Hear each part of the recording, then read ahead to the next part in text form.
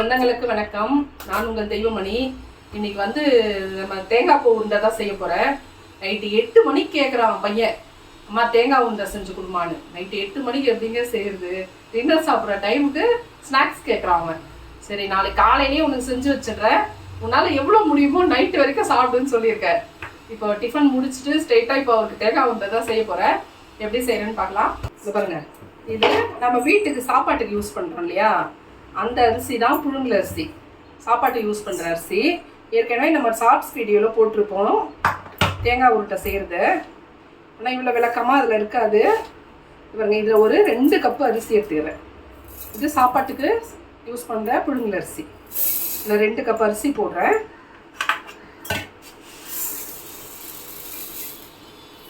இந்த 2 கப் அரிசி இதை வந்து நம்ம நைஸாக அரைக்கக்கூடாது. நம்ம குறைன்னு ரவை மாதிரி மிக்சியில் உடச்சிக்கலாம். நம்ம மிஷினில் கொடுத்து உடைக்கலாம். இது கொஞ்சமாக தானே செய்கிறோமோ, அதனால நம்ம மிக்சியிலே அரைச்சிக்கலாம். கொஞ்சம் ரவை மாதிரி மிக்சியில் உடச்சி எடுத்துக்கங்க. இது பாருங்க, அரைச்சாச்சு. பாருங்க, ரவை மாதிரி இருக்குது பாருங்க. நொய்யாக இருக்கக்கூடாது, ரவை தான் இது. ரவை மாதிரி உடைக்கணும். உடைச்சாச்சு. இப்போ கலர் இல்லை. பாத்திரம் வச்சுட்டேன். நீங்கள் எந்த பாத்திரம் வேணாலும் வச்சுக்கலாம். இதில் தான் நம்ம அரிசி எடுத்துருக்கோம். இதில் வந்து 2 கப் அரிசி எடுத்தோம் இல்லையா, இதில் வந்து 4.5 கப்பு தண்ணி ஊற்ற போகிறோம். 1 2 3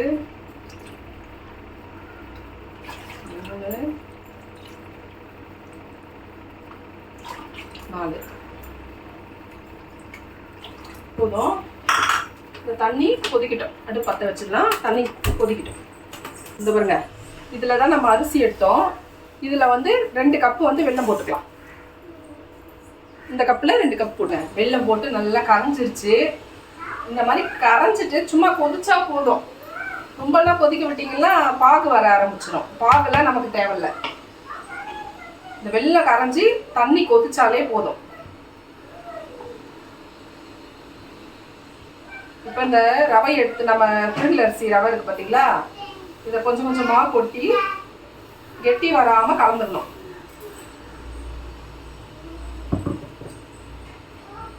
கெட்டிப்படாமல் அப்படியே கலந்துடுங்க. இது ரொம்ப வேகணும்னால அவசியம் இல்லை. ஏன்னா நம்ம இதை வந்து உருண்டை பிடிச்சி திரும்ப வேக வைக்க போகிறோம்.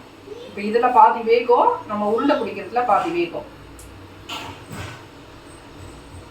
இதெல்லாம் பார்த்தீங்கன்னா அப்பெல்லாம் நாங்கள் சின்னதாக இருந்தப்பெல்லாம் அடிக்கடி செய்வாங்க வீட்டிலலாம். இப்போல்லாம் குழந்தைங்களுக்கு இது என்னன்னே தெரியாது. ஆனால் நான் வந்து வீட்டில் அடிக்கடி பசங்களுக்கு பண்ணி கொடுக்குறதுனால இதெல்லாம் அவங்களுக்கும் பிடிச்சிருச்சு. இதெல்லாம் என்னன்னு தெரியுது. இப்போ நான் இல்லைனாலும் இப்போ என் பையன் வந்து அவனுக்கு தெரியும் இதை நான் எப்படி பண்ணுறேன்ட்டு. இப்போ அவன் பசங்களுக்கு இந்த மாதிரி செஞ்சு கொடுப்பாங்க. அவங்களுக்கும் அதை பிடிக்க ஆரம்பிச்சிடும். இந்த மாதிரி தான் நம்ம பாரம்பரியமாக நம்ம செய்கிற உணவுகளை வந்து அடிக்கடிக்கு நம்ம செஞ்சு கொடுத்தோம்னா குழந்தைங்களுக்கு பிடிக்க ஆரம்பிச்சிடும். அது விட்டு போகாமல் தொடரும் கண்டிப்பாக. இது வேகட்டும். 2 பேர் பார்க்கணும் பாருங்க. வேகும் போது அது கொதிக்கும், மேலே தெரிக்கும். கொஞ்சம் தூரமாகவே கரண்டியை வச்சுட்டு கலருங்க. இல்லை கை மேலே போட்டுரும். பயங்கர சூடாக இருக்கும். வெல்லம் இல்லையா, பயங்கரமாக சுடும். பாருங்க, பாதி வெந்து இந்த பாத்திரத்தில் ஒட்டாமல் அப்படியே சுருண்டு வரும் பாருங்க. இந்த டைமில் ஆஃப் பண்ணிடணும். அடுப்பை ஆஃப் பண்ணிவிட்டு ஆற வைங்க. ஆற வச்சுட்டு அதுக்கப்புறம் நான் உருண்டை பிடிச்சி வைக்கலாம். பாருங்க, ஆறி போச்சு. இப்போ நம்ம கொஞ்சம் தண்ணி தொட்டுட்டு கையில் ரவுண்டாக உருண்டை பிடிச்சி வச்சிடலாம்.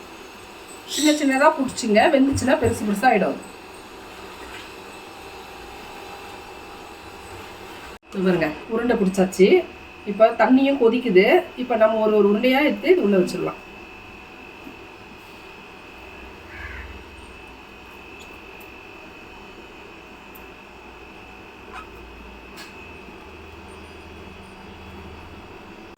பாருங்க, எல்லாத்தையும் உருண்டை பிடிச்சி வச்சாச்சு. இப்போ மூடியை போட்டு நம்ம மூடி வேக விட்டுற வேண்டியது தான். இப்போ இந்த பேர் இன்னும் கொஞ்சம் பெருசாக ஆகிடும். இந்த உருண்டையெல்லாம் பெருசாக இருக்கும். ஏன்னா ரவெல்லாம் வந்து பாதி தான் வெந்திருக்கு. பாதி வந்து இப்போ இதில் தான் வேகும். எந்த உருண்டை பார்த்தீங்கன்னா இந்த உருண்டை கொஞ்சம் பெருசாக ஆகிடும். முழுசாக வெந்த பேர் காட்டுறேன். நம்ம உருண்டை எல்லாம் வெந்துருச்சு. இப்போ நம்ம எடுத்துக்கலாம். இது பாருங்க, நம்ம எவ்வளோ லோண்டு பிடிச்சி வச்சோம். நல்லா எவ்வளோ வெந்து இது ஃபுல்லாக வந்துடுச்சு பாருங்க. இப்போ எடுத்து வேறு பாத்திரத்தில் மாற்றி நம்ம தேங்காய் போட்டுக்கலாம். இதை பாருங்க, உருண்டையெல்லாம் எடுத்தாச்சு. நம்ம பாருங்கள் எவ்வளோ பெருசு பெருசாக இருக்குது பாருங்கள். எவ்வளோ நோண்டு பிடிச்சி வச்சோம், நல்லா பெருசு பெருசாக இருக்குது பாருங்கள். மெத்துன்னு இருக்கும். இது மெத்துன்னு இருக்குது பாருங்கள். அப்படியே லைட்டாக அமுக்குனாலே உடையும் பாருங்கள். இப்போ வந்து நம்ம உருண்டையெல்லாம் எடுத்துட்டோம்ல, இப்போ கொஞ்சம் தேங்காய் பூ மேலே போட்டுக்கலாம். தேங்காய் பூ போட்டு அது மேலே கொஞ்சமாக சர்க்கரை தூவிக்கலாம். ஏன்னா இந்த தேங்காய் அப்போ தான் அதில் ஒட்டிக்கும் அழகாக. அவ்வளோதான், தேங்காய் பூ அரிசி ரவை உருண்டை ரெடி ஆகிடுச்சு. இந்த மாதிரி செஞ்சு பாருங்கள். நீங்களும் செஞ்சு சாப்பிடுங்க. எப்படி இருந்ததுன்னு கமெண்ட் பண்ணுங்கள், ஷேர் பண்ணுங்கள், சப்ஸ்கிரைப் பண்ணுங்கள். பை.